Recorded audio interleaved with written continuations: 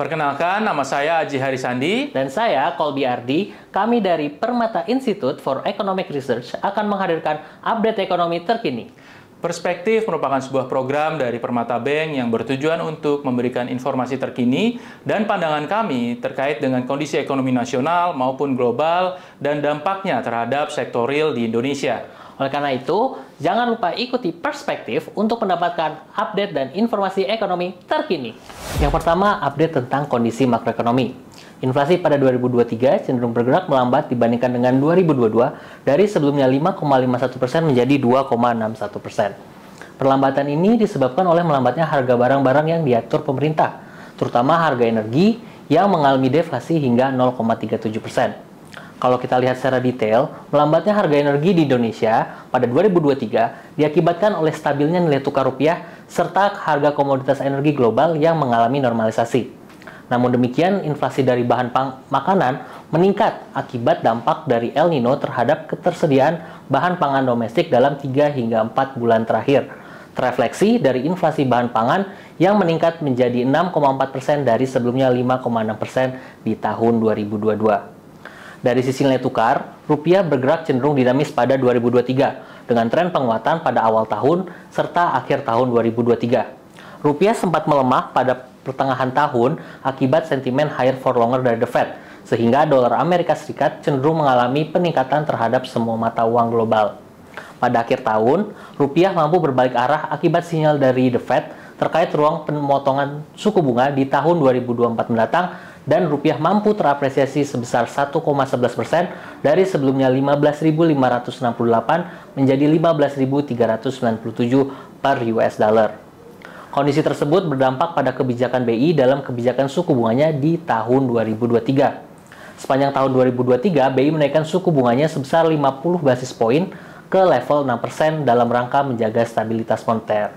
Bila kita bandingkan dengan negara-negara tetangga seperti Malaysia, Filipina, peningkatan suku bunga BI cenderung lebih terbatas akibat inflasi yang lebih stabil serta terjaganya cadangan devisa yang sepanjang tahun 2023 mampu naik 9,7 miliar US dollar. Melihat pergerakan di tahun 2024, inflasi pada tahun ini diperkirakan akan cenderung lebih stabil, terutama akibat meredahnya dampak El Nino terhadap bahan pangan di Indonesia yang kami prediksi berakhir pada April 2024.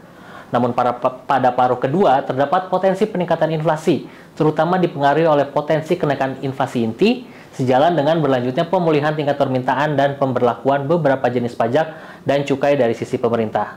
Secara keseluruhan, kami masih melihat inflasi tahun 2024 masih berada di dalam target sasaran BI, yakni sebesar 1,5% hingga 3,5%. Tahun ini, rupiah berpotensi terapresiasi dari posisi akhir 2023 akibat peningkatan potensi capital inflow dari investor asing, terutama pada paruh kedua 2024 mendatang, baik dari sisi investasi langsung maupun portofolio. Investasi portofolio dipengaruhi oleh potensi penurunan suku bunga dari The Fed, yang kemudian berdampak pada peningkatan risk appetite dari investor. Peningkatan tersebut membuat investor asing cenderung berpindah ke aset-aset negara berkembang. Kondisi tersebut juga didukung oleh berakhirnya aksi wait and see investor terkait pemilu yang dapat meningkatkan inflow investasi langsung. Perkiraan terkait stabilnya inflasi serta peluang apresiasi rupiah berpotensi mendorong terbukanya ruang Bank Indonesia untuk melakukan pemotongan suku bunganya pada paruh kedua tahun ini. Selanjutnya terkait dengan sektor real di Indonesia. Sektor real Indonesia kami lihat masih cenderung resilient di tengah kondisi ekonomi global yang masih belum pulih pada akhir 2023 lalu. Hal tersebut terlihat dari indikator yang rilis pada minggu awal Januari 2024 ini seperti S&P Purchasing Managers Index, Indeks Kepercayaan Konsumen Bank Indonesia, dan Indeks Penjualan Real Bank Indonesia. Menurut S&P Global, Purchasing Managers Index Indonesia pada Desember berada di level 52,2, dan angka ini adalah angka tertinggi dalam 3 bulan terakhir. Akselerasi ini didorong oleh permintaan, baik domestik maupun pasar ekspor yang mendukung pertumbuhan produksi yang lebih tinggi, peningkatan jumlah karyawan, dan peningkatan aktivitas pembelian. Hal ini mengindikasikan industri manufaktur Indonesia masih berekspansi dan akan menjaga resiliensi pertumbuhan ekonomi Indonesia pada triwulan 4 tahun 2023 lalu. Lalu ekspansi di sisi produsen ini juga diikuti dengan terjaganya daya beli konsumen, seperti yang terlihat pada indeks keyakinan konsumen pada Desember 2023 lalu tercatat berada di level optimis dan meningkat dibandingkan dengan bulan sebelumnya. Komponen indeks kondisi ekonomi saat ini cenderung meningkat, didorong oleh subkomponen pembelian barang tahan lama, sejalan dengan tren inflasi yang menurun, serta pola musiman akhir tahun. Sementara itu, komponen indeks kondisi ekonomi saat ini lainnya tercatat turun, yakni persepsi terhadap penghasilan saat ini dan ketersediaan lapangan kerja yang terjadi pada sebagian besar golongan konsumen. Namun, hal ini tidak terjadi untuk konsumen dengan kategori pengeluaran rendah. Penyaluran bansos pada akhir 2023 lalu diperkirakan menjaga persepsi masyarakat dengan level pengeluaran tersebut. Sementara itu, indeks ekspektasi konsumen masih berada di level optimis meskipun lebih rendah dari bulan sebelumnya.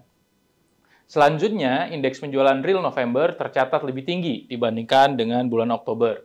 Kalau kita lihat di sini terjadi kenaikan pada hampir seluruh kelompok barang kecuali barang budaya dan rekreasi serta makanan, minuman, dan tembakau. Untuk Desember 2023, hasil survei Bank Indonesia memperkirakan peningkatan indeks penjualan real ini akan berlanjut dan didorong oleh permintaan masyarakat pada saat libur Natal dan Tahun Baru. Sementara itu, kalau kita lihat penjualan motor pada Desember ini mengalami penurunan, namun ini lebih dikarenakan adanya efek musiman, seiring dengan lebih sedikitnya jumlah hari kerja pada bulan Desember. Namun demikian, penjualan sepanjang tahun 2023 ini masih melampaui target yang ditetapkan oleh Asosiasi Industri Sepeda Motor Indonesia, yakni sebesar 6 juta unit. Hal tersebut mengindikasikan daya beli masyarakat masih relatif terjaga sepanjang 2023 lalu.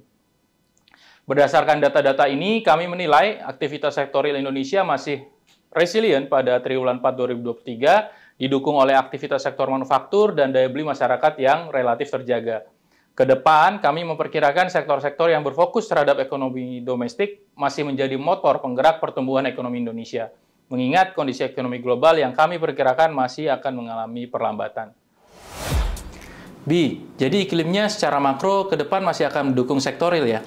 Menurut pandangan kami sih begitu, apalagi akan ada ruang pemotongan suku bunga BI yang bisa mendukung sektoril. Oke, baiklah, demikian kesimpulan perspektif kita kali ini. Sampai jumpa di perspektif selanjutnya.